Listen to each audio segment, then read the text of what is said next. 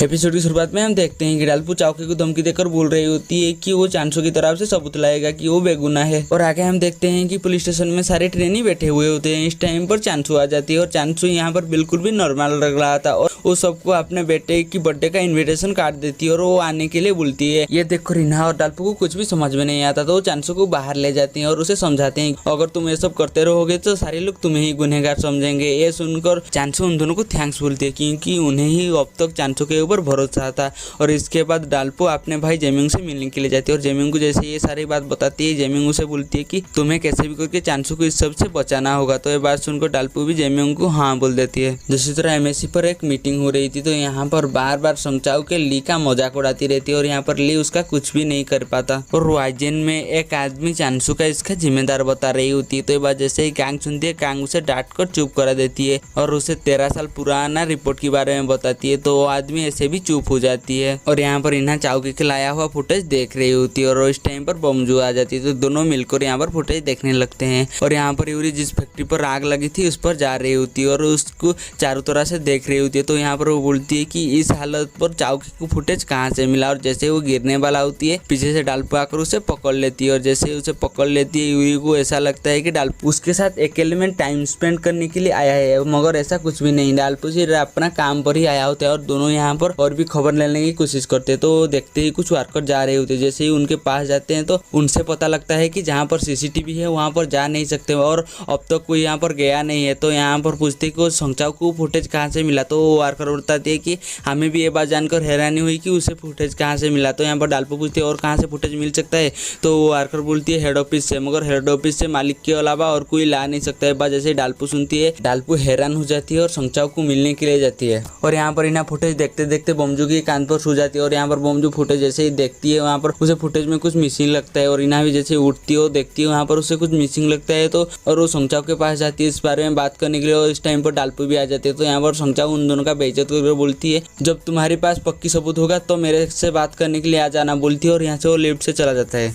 तभी डालपू इन्हा को बोलती है कि वो कैसे भी करके उस डिलीटेड फुटेज को लेकर आएगा इसीलिए उसे फैक्ट्री की चारों तरह से सीसीटीवी कलेक्ट करना होगा। और इन्हा बोलती है मैं भी चलूंगी। तो यहाँ पर डालपू राजी हो जाती है। तो यहाँ पर इन्हा जैसे अपने सामान लेने के लिए आती है बमजू से बोलती है तुम्हारी नाक से खून बह रहा है और उसकी पैर भी जख्मी हुआ गए होते हैं मगर यहाँ पर इन्हा उसका कोई खातिर नहीं करती और यहाँ पर अपना कोट और बैग पकड़ यहाँ कर भागने लगती है और बमजू उसके पीछे उसके देख रही होती है। और यहाँ पर इन्हा सोच रही होती है वो कैसे भी करके चांसू को निर्दोष साबित करेगा। और बमजू जैसे ही रूम पर आती है उसकी बैग से रिंगटोन की आवाज़ सुनाई देती है और जैसे वो बैग खोलकर देखती है और किसी का फोन होती है और कॉल उठाने के बाद उसे पता चलती है कि ये यूरी का कॉल है। और यहाँ पर यूरी भड़क गया है और जैसे ही बमजू जाकर यूरी को फोन देती है तो बमजू पूछती है मैंने तुम्हारे फोन पर डालपू का वॉलपेपर देखा। तो यहाँ पर यूरी बोलती है कि डालपू मुझे पसंद करता है। तो यहाँ पर बमजू से सारी सच्चाई बता देती है। तो यहाँ पर फिर भी यूरी को इसकी बात पर भरोसा नहीं होता है। यहाँ पर यूरी और बमजू चांसू की बच्चे की बर्थडे पर जा रही होती है तो यहाँ पर बमजू को इन्हा का बात याद आ जाती है कि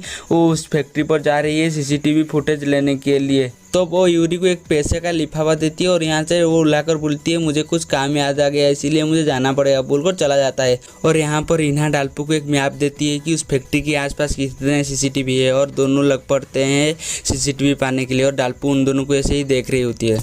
और यहाँ पर चाव के बुरा से मिलने के लिए जाती है तो उन दोनों की बात से हमें पता चलती है कि बुरा किसी भी हालत पर चांसू को इस केस पे फंसाना चाहती है। और यहाँ पर चाव के बुरा को बता देती है कि डालपू इस केस के पीछे पड़ा है और वो चारों तरह से सीसीटीवी ढूंढने की कोशिश कर रही है। तो ये बात जैसे ही बुरा सुनती है वो चावके को बोलती है कि मैं पहले ही चारों तरह से सीसीटीवी हटा चुकी हूँ। और यहाँ पर इन्हा और डालपू चारों तरह से सीसीटीवी फुटेज ढूंढते थे तो उन्हें कहीं भी नहीं मिलता। उस दिन का सीसीटीवी फुटेज गायब होता है। तो यहाँ पर डालपू को पता चल गया होता है कि चाव के ऊपर और कोई है और वो चावके से मिलने के लिए जाती है और बोलती है कि मुझे पता है तुम्हारे ऊपर कोई है और मैं जल्दी ही उस तक पहुंच जाऊंगा बोलकर यहाँ से चला जाता है। तो चावकी ये सुनकर बहुत ज्यादा परेशान हो जाती है। और यहाँ पर चांसू अपने बच्चे की बर्थडे मनाने के लिए आया होती है तो उसे चारों तरह से मीडिया वाले घेर लेती है और बहुत सारे सवाल करते हैं। तो यहाँ पर चांसू अपना बच्चे का भी बर्थडे मना नहीं पाता और यहाँ पर वो घर में बैठकर टीवी देख रही होती है उसके बचाव से बोलती है कि मुझे आपकी वजह से मेरे दोस्तों मुझे बोली करते। एक बार जैसे ही चांसू सुनती है, चांसू को बहुत ज़्यादा गुस्सा आ जाती है और वो संचाव को मिलने के लिए जाती है। तो डाल्पू को कॉल करती है, तो डाल्पू उसे रोकने की कोशिश करती है मगर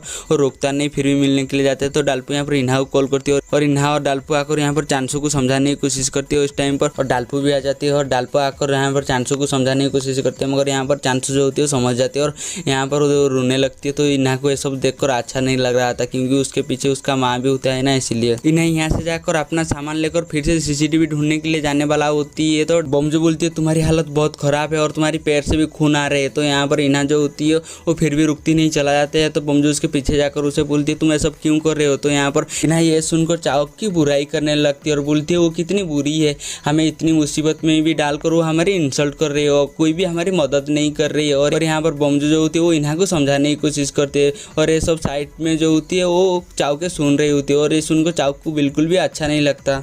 और यहाँ पर इन्हा साथ बमजू भी चला जाता है और चाव के अपने डेस्क में जाकर बैठती है और पुराना मोबाइल को ढूंढने लगती है। तो उसे नहीं मिलता तो थोड़ा सा यहाँ पर परेशान हो जाती है और बोलती है मैंने सब कुछ डिलीट कर दिया था। और यहाँ पर डाल्पू जैसे ही प्रेस रूम में जाती है, यूरी यहाँ पर होती है और वो बोलती है कि चावके ने जिस फुटेज को लाया था इन्हा ने हमें वो ईमेल कर दिया है। तो यहाँ पर जैसे ही डाल्पू उस फुटेज को देखती है कि वहाँ पर एक गाड़ी है और उस गाड़ी में एक कैमरा लगा हुआ था। एक बार जैसे ही डाल्पू को पता चलती है, यूरी को उस गाड़ी का नंबर देती है और यूरी जाकर उस गाड़ी का पता निकलती है और डाल्पू जाकर उस गाड़ी से उस सीसीटीवी फुटेज लेकर आ जाती है और ये लेकर वो कांग को दिखाती है। तो यहाँ पर कांग उसे बताती है कि चांसू को हम निर्दोष साबित कर सकते हैं क्योंकि चांसू की आने के 2 घंटे के बाद वो ट्रक गए हैं, मतलब चांसू इस केस से निर्दोष हो जाएगा। डाल्पू कांग को बोलती है कि अभी इस बारे में मत दिखाने के लिए क्योंकि इसके पीछे कौन है डाल्पू ये जानना चाहता था। और उसके बाद वो जाकर जैसे ही चांसू को ये बारे में बताती है, चांसू यहाँ पर बहुत ज़्यादा खुश हो जाती है और डाल्पू का गले लगा लेती है। और यहाँ पर चांसू उसे बोलती है कि हाई स्कूल में जो तुम्हारी रूमर्स फैली थी, तुमने क्विज पेपर चुराया था, असल में वो रूमर्स मैंने ही फैलाया था और जब मेरे बारे में ऐसा रूमर्स फैला तो मुझे पता चल गया है कि तुम्हें उस वक्त कैसा लगा होगा। बस जैसे ही डाल्पू सुनती है, डाल्पू बोलती है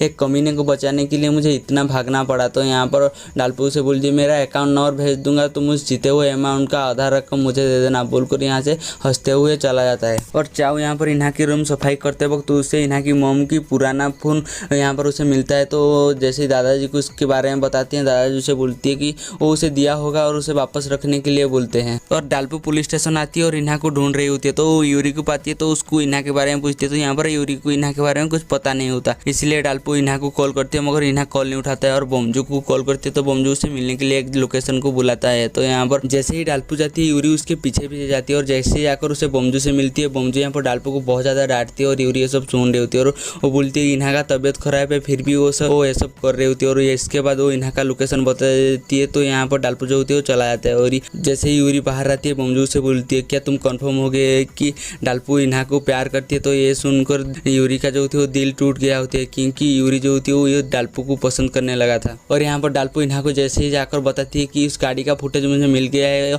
तो यहाँ पर ये बात जैसे ही इन्हा सुनती है वो नीचे गिर जाती है क्योंकि इन्हा बहुत दिन हो वो खाना ठीक से खाया नहीं होता है ना, इसीलिए वो बहुत ज़्यादा कमज़ोर हो गया होता है और इसीलिए डाल्पू से खाने के लिए ले जाती है। जैसे ही यूरी को पता चलती है कि डाल्पू इन्हा को पसंद करती है तो इसका दिल टूट गया होता है, इसलिए वो आकर बहुत ज़्यादा ड्रिंक कर देती है और जाकर ऑफिस में सो जाती है। और जैसे ही कांग उसे देखती है, उसे पता चल गया होता है कि ये बहुत ज़्यादा परेशान है, इसीलिए वो अपना जैकेट जो होती है वो यूरी को ढंपा देती है। और यहाँ पर डाल्पू और इन्हा खाना खा रहे होते हैं। तो यहाँ पर डाल्पू इन्हा को समझाती है चांसू और जमीन के साथ जो हुआ इसके लिए तुम जिम्मेदार नहीं हो। तो यहाँ पर जो डाल्पू होते हैं वो थोड़ा सा गुस्से में डांट कर समझा रही होती है। तो यहाँ पर इन्हा को भी गुस्सा आ जाती है और इन्हा यहाँ से चला जाता है और डाल्पू उसके पीछे पीछे जाती है और उसे किस कर लेती है। तो यहाँ पर उससे वो ठीक से समझाती है कि मैं तुम्हारी फिक्र करती हूँ इसीलिए ऐसा बोल रही हूँ। तो यहाँ पर इन्हा भी जो होती है वो समझ जाती है और डाल्पू को फिर से किस कर देती है। और वो दोनों जाकर यहाँ पर टैक्सी के लिए इंतजार करते हैं मगर उन्हें एक भी टैक्सी नहीं मिलता। तो डाल्पू उसे अपना घर में ले जाती है और जैसे ही बैंडेज खत्म कर यहाँ से जाने वाला होती है तो यहाँ पर इन्हा की पापा और उसकी दादाजी आ जाते हैं और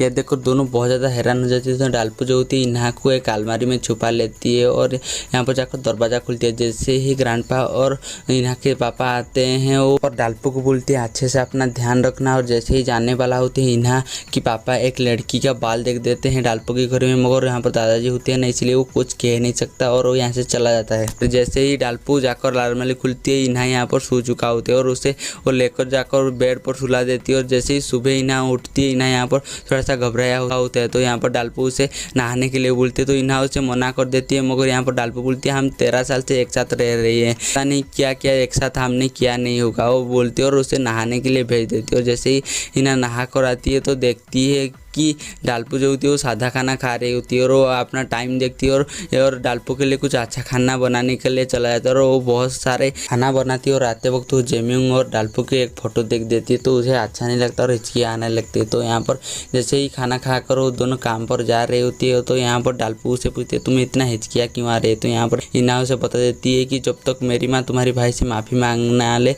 तब तक हम रिलेशनशिप पे आ सकते हैं, बोलकर वो यहाँ से चला जाते हैं। और यहाँ पर हमें दिखाया जाता है पे दादाजी और यहाँ पर इन्हा का पापा खाना खा रहे होते, तो यहाँ पर इन्हा के पापा दादाजी को बताती है कि मैंने कल डालपो के घर पर एक लड़कियों का बाल देखा था। तो यहाँ पर जो दादाजी होती है वो बोलती है कि जबानी की जूस उसके ऊपर चढ़ा है, उसे इस बारे में कुछ मत बोलो। ये सुनकर इन्हा के पापा को बहुत ज़्यादा गुस्सा आती है, उसे लगता है कि डालपो वो इन्हा को धोखा दे रही है। और यहाँ पर डालपो और कांग साथ में जा रही होती है तो सामने से चाउके आती है और जैसे ही कांग चाउके को देखती है वो चांसू की रिपोर्ट के बारे में जोर जोर से बोलने लगती है। तो यहाँ पर चाउके उनके पास आकर बोलती है क्या तुम बुझे हुए आग को दोबारा जला सकते हो, ये बात बोलकर यहाँ से चला जाते हैं। मगर ये बात उनको कुछ समझ में नहीं आता। और जैसे ऑफिस में पहुंचते तो उन्हें पता चलती है कि कुछ लोगों को ओलंपिक कवर करने के लिए भेजने वाला है। बात जैसे ही कांग को पता चलती है वो डायरेक्टर से बात करने के लिए चला जाता है। और इधर एमएससी न्यूज़ पर भी है, वो इन्हा को बोलते हैं कि ये सब छोड़कर तुम्हें अब ओलंपिक पर काम करना होगा। और कांग आकर जैसे ही इस बारे में डायरेक्टर से बात करते, डायरेक्टर उसकी कोई भी बात नहीं सुनते और यहाँ से भेज देते और डालपो ये सब बाहर से खड़ा होकर सुन रही होती है।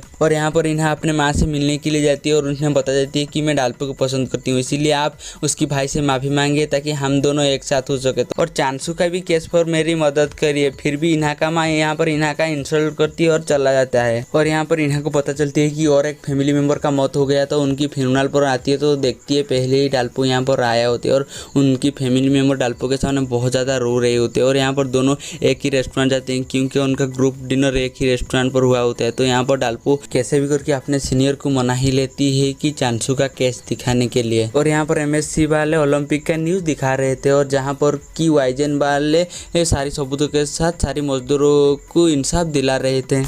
ये बात जैसे ही सूरा को पता चलती, सूरा यहाँ पर पहुंचा था, गुस्से में आ जाती है क्योंकि उसे एक पॉलिटिशियन परेशान कर रहा था जिसका इस केस पर हाथ था। तो हम देखते हैं डालपो एक फैक्ट्री के सामने खड़ा हुआ होते हैं तो उसे विजन में अपनी छोटी डालपो दिखाई देती है। तो हमें यहाँ पर पता चलती है डालपो अभी भी उसकी पापा को मिस करती है। तो यहाँ पर छोटा डालपो उसे समझाती है कि चांसू का केस को तुम बहुत ही अच्छी तरह से हैंडल कर पाओगे। और डालपो जैसे ही पुलिस स्टेशन आती है तो वहाँ पर उसे इन्हा मिल जाती है और इन्हा से वो अपना बात शेयर करने लगता है। और यहाँ पर सारे रिपोर्टर एक साथ बैठे हुए होते हैं तो यहाँ पर चांसू और उसकी बच्चे आ जाती हैं और यहाँ पर चांसू सबको थैंक्स बोलती है, खास कर बोमजो को, क्योंकि बोमजो ने उसकी बेटे की जन्मदिन पर ढेर सारे पैसे दिए होते हैं। और इधर बोमजो अपने माँ से मिलने के लिए जाती है क्योंकि उसे लगता था कि चांसू और कियोसांग को फंसाने में उसकी हाथ है। और जाकर जैसे ही उसकी मोम को उस बारे में पूछती है तो उसकी मोम उसे कुछ नहीं बताती। तो यहाँ पर बोमजो का शक और भी ज़्यादा पक्का हो जाते हैं और बोमजो इन्हा के पास जाकर चाउक का फोन वापस मांगती है।